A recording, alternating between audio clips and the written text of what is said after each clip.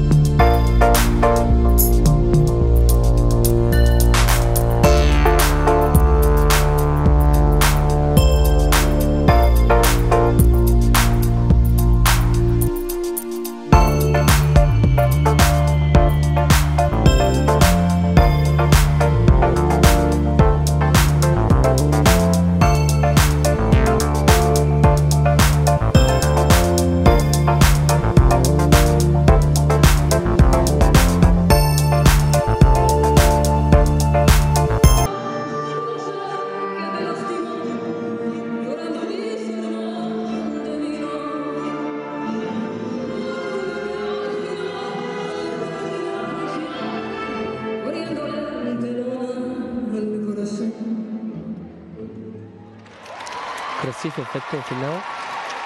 Търсят българските специалисти, треньори и състезатели красотата на движенията, красивите рискове.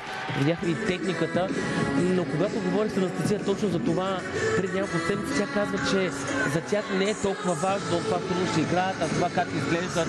Елементите бъдат красиви, поднесени ефирно и да изглеждат естествено и не трудно за зрителите. За зрителите. Всъщност те правят много трудни неща, но ги изпълняват с лекота. Над 200 градуса шпагат, правилна позиция на гърба, изпънати лакти в предаването на уреда.